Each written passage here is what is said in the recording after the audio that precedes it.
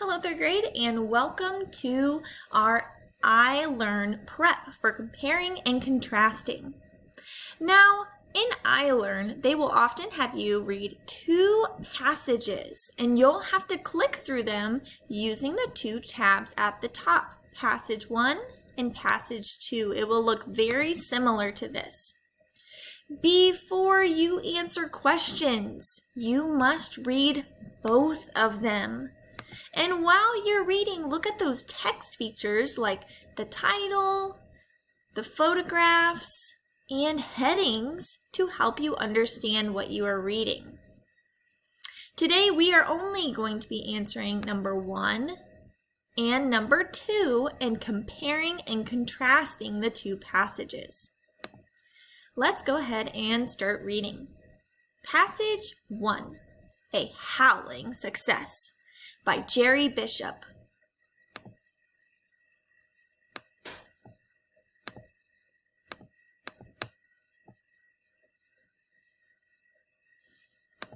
Trying to make this a little bit larger for us. There we go. In Yellowstone, whenever you see these 1, 2, that's just labeling the lines. Do not read those. In Yellowstone National Park, a gray wolf sends its eerie call into the wild. You might say that it's howling for joy.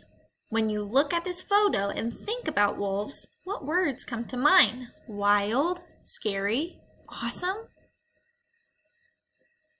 Over time, people have had all kinds of feelings about wolves. Some people have admired and even worshipped them, but far often, people have feared or really hated them. In fact, many American pioneers disliked wolves. They worried that the predators would attack their cows, sheep, horses, or even children. So they killed every wolf they could. The U.S. government even encouraged this widespread killing. As a result, by the mid-1900s, only about 400 wolves still survived in the lower 48 states. The comeback begins, our subheading. The things began to change. In 1973, the Endangered Species Act became law. It helped protect gray wolves and many other animals and plants that were in danger of becoming extinct. But was it enough just to protect the few remaining wolves? Wouldn't it be better to try to bring wolves back to some of the places they once lived? Many people thought so, and that's where this success story really begins. Catch and release. So as I'm reading, I'm thinking about what I just read about. So looking at the headings, so people didn't like them and they were becoming extinct. A lot of them were killing. And then in 1973, they were trying to save them. Catch and release. I wonder what this section is going to be about.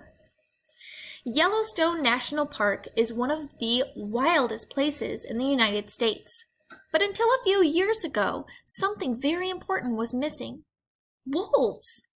The ones that had lived there had all been wiped out.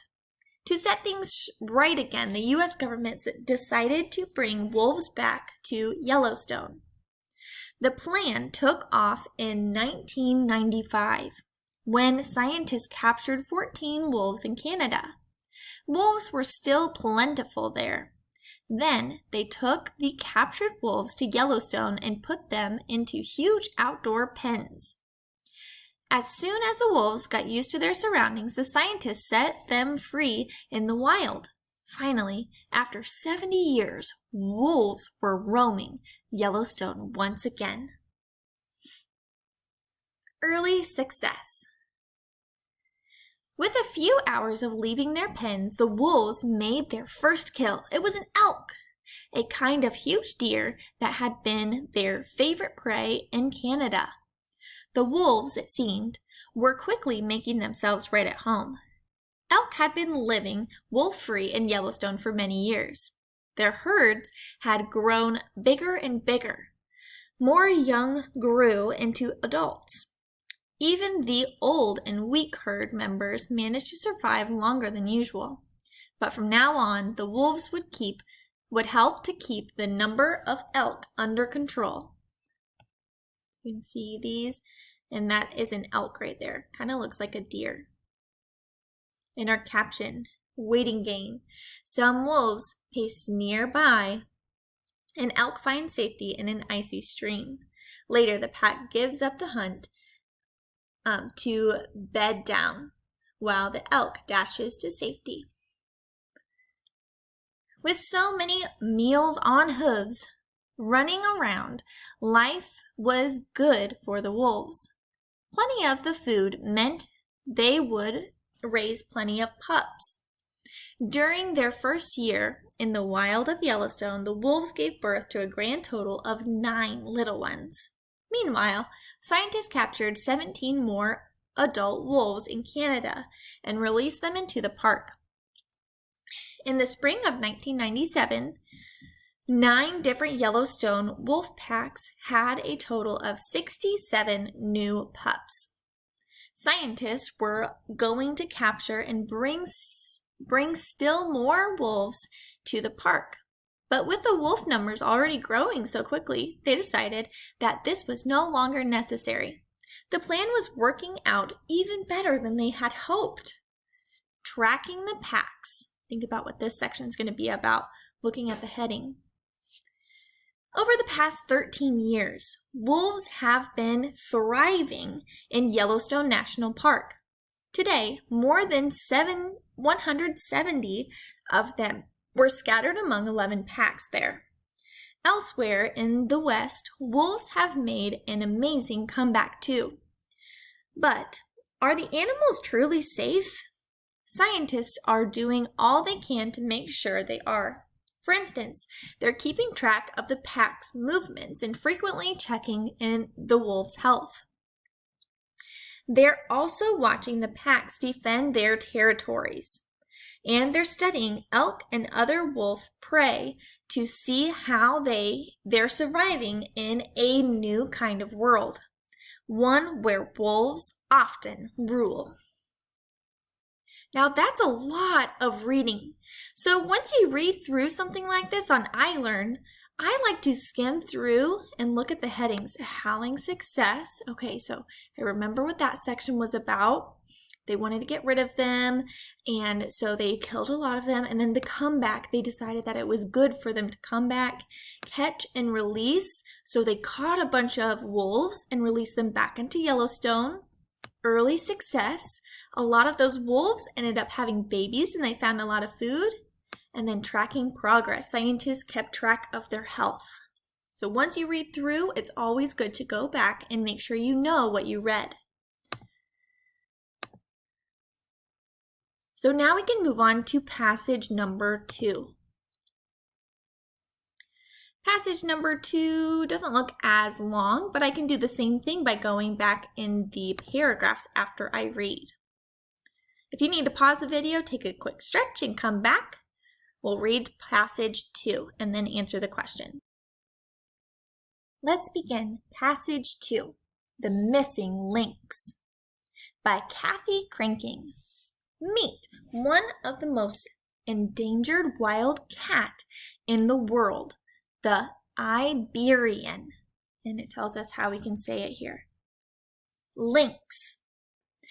100 years ago, thousands of these lynx roamed Spain and nearby Portugal part of the region that makes up Liberia.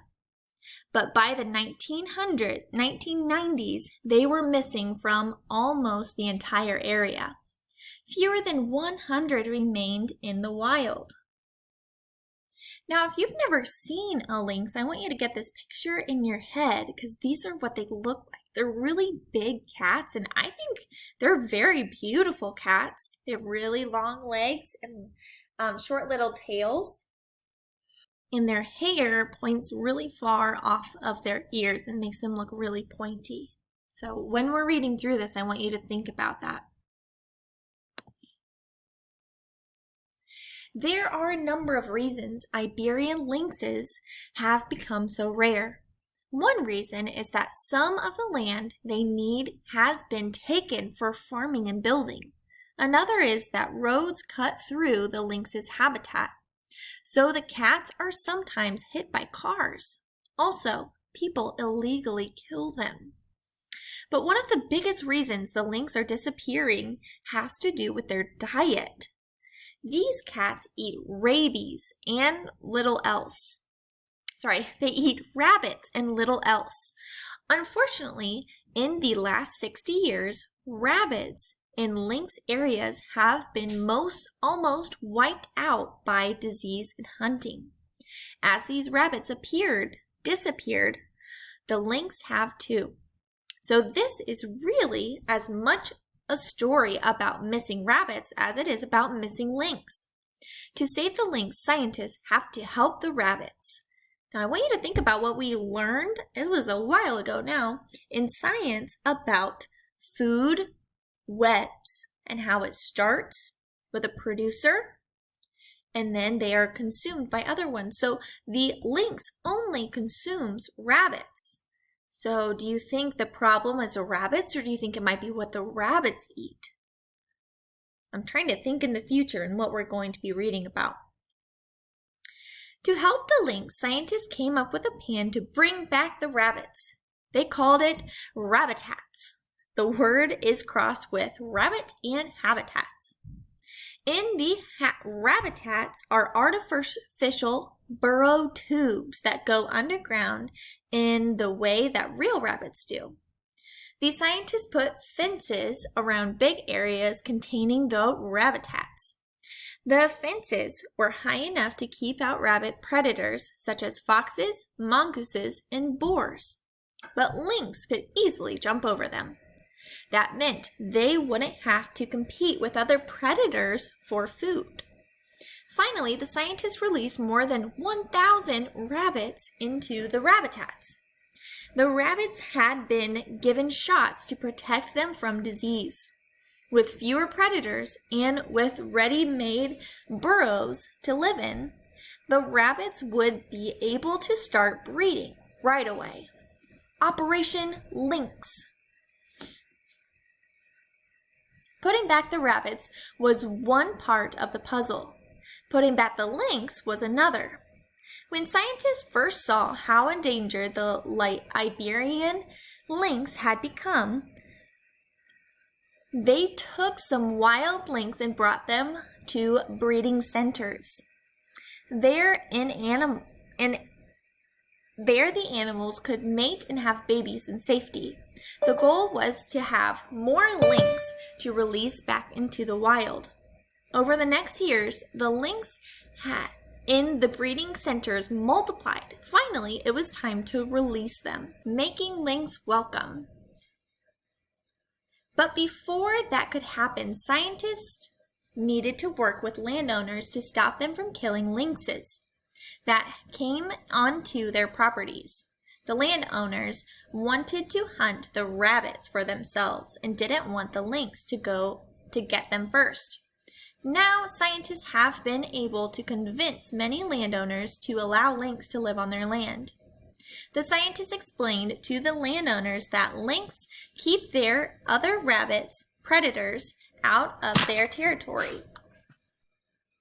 That means there can still be plenty of rabbits for both the lynx and the hunters. Once many landowners had agreed, the lynx were released. Hope for the future. The lynx have adapted well to their new home, and are even having lots of babies. In addition to releasing captives, bred lynx, scientists also moved some wild lynx to new areas where there had been any in a long time. After all these efforts to rescue the Iberian lynx, there is some good news. In the last 10 years, the lynx population has tripled. Today, more than 300 lynx roam free. There is still a long way to go, but the hope is that these special cats are on the road to recovery.